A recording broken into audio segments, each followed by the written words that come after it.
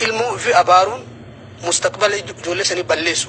Mustaqbala waan fuuldura ijoollee sanii doomsanii balleessu. Kanaaf ilmoo teenna yoo akka isiin barakaa godhattu barbaanne akka isiin nama gaarii taatu yoo ka barbaannu taate osoo isiin galma hin gahin duratti du'aa isii godhu rabbiin isii kadhatu. Wanni ilmoo galaafatu ammoo guddaan obboleeyyan islaama ihmaala jedhaniin ulamaan islaama. Ihmaala jechuun ilmoo tana waan isiin barbaaddu hundatti gadi dhiisu.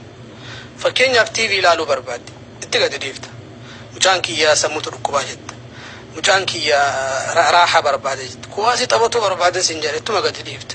Amma nyaata ittuma gadi dhiifta.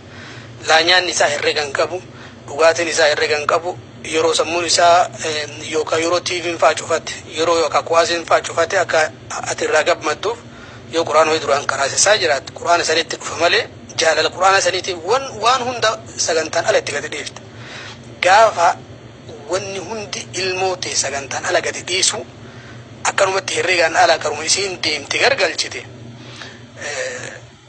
ijoolleen hedduun fakkeenyaaf keessummaan dhufte bar haadha abbaa san keessa baay'atti bar hajaan duraan haadha abbaadhaaf abbaan hin guunneef gaafa keessummaa guutamteef ijoolleen maaliif haadha abbatu balbala hunda itti cufee ijoolleen hafuura baafatu dadhabdee gariin maatii akkasitti jira. Ka ijoollee ofii kana waan hundaan kontirool godhee hafuura cufachiise. Gariin ammoo akkam ta'e ijoollee ofii kana ni shella jedhee sammuu isii hin jeeqnu jedhee waan hunda itti gadi dhiisee booda gaafa silaa waa irraa cufa jettu waan hundayyuu irraa cufuu hin dandeettu. Yaani karaa hundaan ofitti bante waan ta'eef balbala fitnaa. Kanaaf ijoollee naamusaan guddisuudha. Nabiyyiin keenya sallallahu alaihi wasallam adeemsa guddina ijoollee keessatti gaaf tokko mucaan isaanii mucaan Faatimaadha timira wayii nyaate. Nabiin sallallahu alaihi wasallam hin lolleeni waan adda addaa hin goone rakkoon qabu inshallah gaafa guddatanii hubata hin jenneen.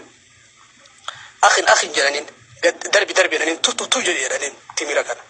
Alaa ta'lam silahim beeytu warri Muhammad sadaqaan zakaan irratti harama ta'uun hin beeytu jedhaniin. Nabiin Rabbi sallallahu alaihi wasallam akkasuma maatiin isaanii zakaan isaan irratti harama zakaa hin fudhatan. Hadiyyaa yoo taate malee ergaa kennaa jaalalaa yoo taate malee kennaa sadaqaa tanamni ofirraa qulqulleessuun macsiyaa ilma namaa kana aslan zakaan akkasuma fitriin xurii ilma namaa macsiyaa ilma namarraa qulqulleessiti. Wanni sun ammoo nabii rabbiitiif maatii rabbi isaanii irratti illee rabbiin harama godhe. Mucaa wanni kun harama dhiisi jedhaniin ilaal siistama biraatiin jechuudha. Kanaaf nabiin keenya alayhi salaatu wassalaam ijoollee ofii akkasuma maatii yeroo